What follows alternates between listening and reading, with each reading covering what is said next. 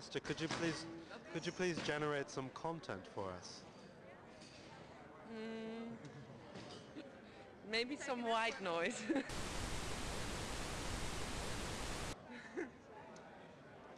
This is what is called the emptiness of the YouTube generation. Now you're just being mean. Okay, thank you very much. You gave it eyes. I thought it didn't need to be anthropomorphized any more than it already was. But I'm really good. am I done yet? Interview preparation. Yeah, this would Live. be like the back end of an interview. Yeah, okay. Okay, so what would we talk about? Well, what intrigued me about the conference was this new interpretation of the actual importance of privacy.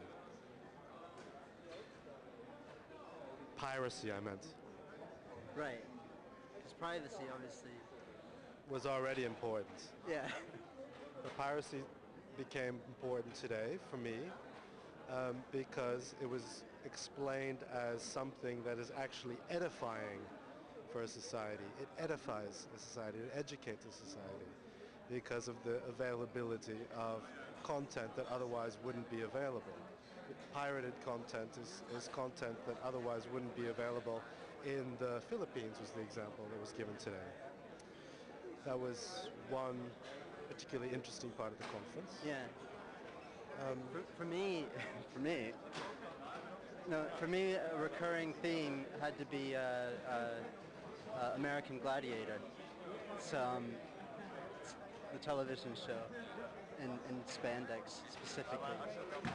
At least that's all I could think of.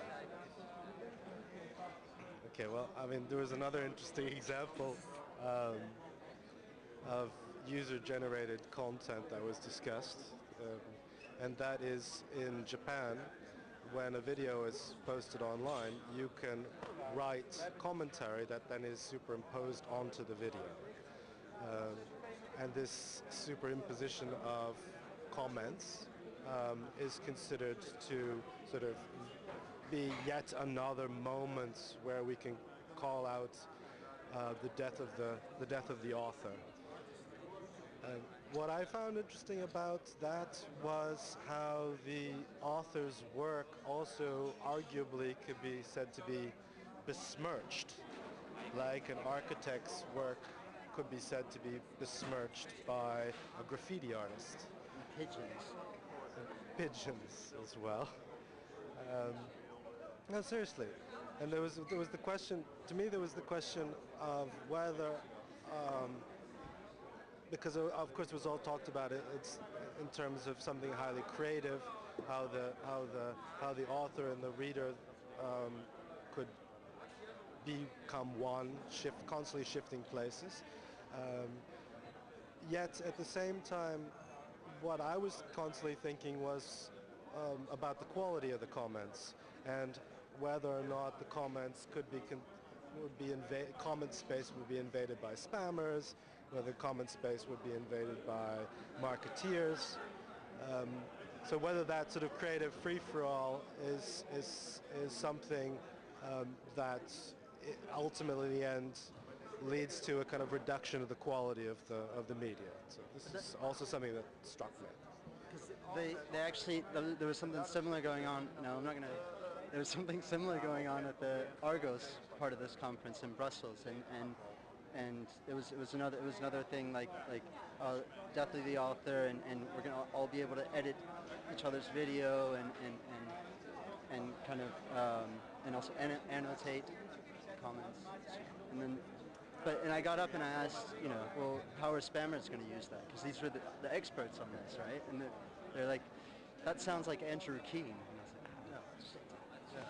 So I was an enemy of the future for that day. But yeah, I don't know. I mean, yeah. But the other thing that was of great interest was the program that by the Japanese thinker whose name is no longer available on screen behind me, Dominic Chen, I believe is his name, Dominic Chen. who described a system which is used to record the keystrokes, the typing of an author, and you could then, like watching a movie about the editing of a Wikipedia entry, you can in some sense watch a movie of the creative process of a writer.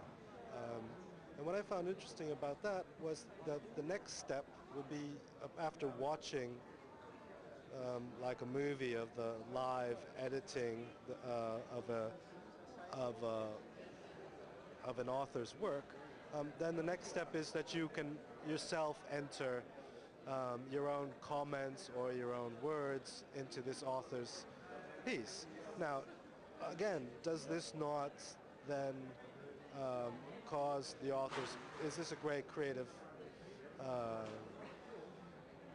act, is this an act of creativity, this user-generated content, or does it only once again reduce or besmirch or lessen the quality of the original work? Of course, this is, it's a radical thing to come to Europe and not only pronounce the death of the author, but also pronounce sort of that the death of the individual. There's a great European tradition around the auteur, around the genius, around this single work coming from some great mind. And what we now have with new media is quite a lot of graffiti onto the work of art, being passed on as if it is progress. So that's the question that came to mind, an obvious question, I think, that came to mind during the last presentation. And this concludes the interview. I'm done too.